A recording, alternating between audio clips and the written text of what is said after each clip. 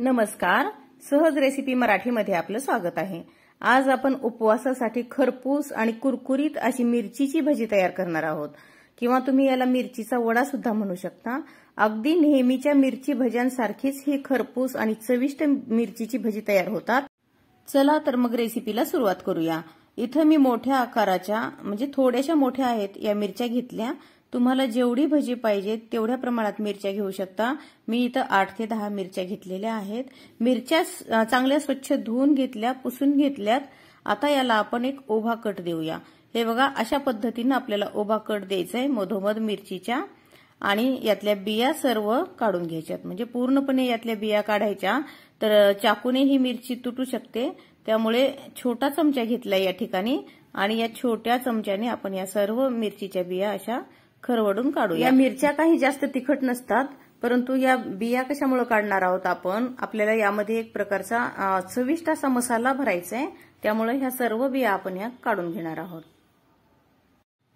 हे बघा, अशा पद्धतीनं या मिरच्या आपण पूर्ण मोकळ्या करून घेतल्या। अशाच सगळ्या मिरच्या कट देऊन यातल्या बिया काढून घेतल्या। आता या मिरच्या थोड्याशा बाजूला ठेवूया, आणि यात भरण्यासाठी एक मसाला तयार करायचा आहे। तर 2 मध्यम आकाराची उकडून सोलून घेतलेली बटाटे घेतले। ते बटाटे आपल्याला छोट्या किसणीने किसून घ्यायचे, जेणेकरून याचे मोठे मोठे तुकडे या मसाल्यामध्ये राहणार नाहीत। तर बटाटे सुद्धा इथं किसून झालेले आहेत। आता यात आपण इतर साहित्य घालूया। तिखटवाली हिरवी मिरची मिक्सरला फिरवून घेतलेली आहे, त्याची पेस्ट घातली 1 चमचाभर, किंवा चवीप्रमाणे कमी जास्त तुम्ही इथं घालू शकता। तर जिरा पावडर घातले, 1 छोटा चमचा आहे, 1.5 चमचा जिऱ्याची पूड घातली। आता यात चवीपुरतं सैंधव मीठ घालायचं, आणि मुठभर कोथिंबीर स्वच्छ धुवून चिरून घेतलीये ती घातली।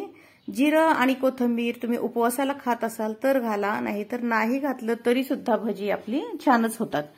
तर लिंबू पिळले, अर्ध छोटं लिंबू आहे, 1 पाव चमचा साखर घातली। लिंबू आणि साखर घातल्यामुळे याची चव चांगली चटपटीत लागते। आता हे सगळे मसाले घालून झालेले आहेत। आता याला आपण मिक्स करून घेऊया। तर हातानेच हे व्यवस्थित मिक्स होतं। तर हे बघा, अशा पद्धतीनं या बटाट्यांसोबत हा मसाला सगळा व्यवस्थित मिक्स झालाय। आता काय करायचंय, आपण कट देऊन घेतलेली ही बिया काढलेली मिरची आहे ती एक घ्यायची, आणि त्यात मावेल एवढा या मसाल्याचा गोळा घ्यायचा, असा थोडासा लांबट करायचा हातावर, आणि हे बघा अशा पद्धतीने मिरचीत भरायचा। तर पूर्णपणे मिरचीत व्यवस्थित भरल्या गेला पाहिजे, तर असा भरायचा। वरवरच भरायचा, आणि आत मिरची पोकळ राहू शकते। त्यामुळे थोडंसं दाबत दाबत आपण हा मसाला भरून घेऊया। खूप जास्त दाबायचं नाही, नाहीतर मग मिरची तुटू शकते। तर हे बघा, अशा पद्धतीनं पूर्णपणे व्यवस्थित या मिरचीमध्ये हा मसाला भरायचा। वरतून चिकटलेला मसाला हाताने काढून घ्यायचा, आणि ह्या सगळ्या मिरच्या आपण अशा भरून घेतल्या। आता भज्यांच्या कोटिंगसाठी आपण एक पीठ तयार करणार आहोत। तर या ठिकाणी राजगिऱ्याचं पीठ घेतलं अर्धी वाटी, आणि अर्धी वाटी भगरीचं पीठ घेतलं। तर यामध्ये फक्त चवीपुरतं मीठ घालायचे आपल्याला, इतर काहीही साहित्य यात घालायचं नाही। आता मिक्स करूया, आणि लागेल तसं पाणी घालत घालत, खूप जास्त पातळ नाही किंवा खूप जास्त घट्ट नाही, असं हे मिश्रण तयार करायचं। तर हे मिश्रण जर जास्त पातळ झालं तर मिरचीवर बसत नाही, गळून पडतं, आणि खूप घट्ट झालं तर भज्यांच्या मिरचीवरचं कोटिंग खूप जाड होतं। तर त्यामुळे हे बघा, अशा पद्धतीचंच मिश्रण करायचं। तर कोथिंबीर घातली आहे, मिरचीचं कोटिंग छान दिसावं यासाठी। आता तेल तापत ठेवले, तेल मध्यम गरम असावं। 1 पिठाचा थेंब यामध्ये घालून बघितला, पटकन वर येतोय आणि करपत नाही, याचा अर्थ तेल आपलं मध्यम गरम आहे। आता मसाला भरलेली मिरची घ्यायची, आणि ती या पिठामध्ये अशी बुडवायची, आणि अशी व्यवस्थित गोल फिरवून घेऊया, जेणेकरून पूर्णपणे या मिरचीवर हे सारण चिकटेल, आणि हळूच ही मिरची मध्यम गरम तेलात सोडायची। अशाच जेवढ्या मिरच्या कढईमध्ये अगदी सहज बसतील तेवढ्याच घालायच्या, खूप जास्त यात गर्दी करायची नाही।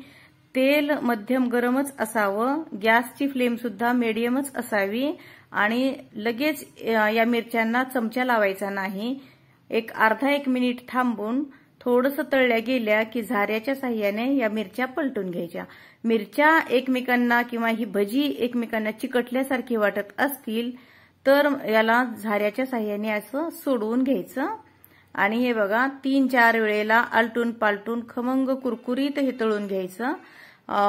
भज्यांच्या आतलं मिश्रण म्हणजे बटाट्याचं मिश्रण शिजलेलंच असतं, वरचं कोटिंग सुद्धा लवकर शिजतं, परंतु आतली मिरची मात्र व्यवस्थित शिजल्या गेली पाहिजे। त्यामुळे आपल्याला ही हळूच व्यवस्थित कुरकुरीत होईपर्यंत भजी तळायची। तर इथं बघू शकता तुम्ही एकदम असा सोनेरी रंग आलेला आहे, कुरकुरीत भजी तळून तयार झालेली आहेत।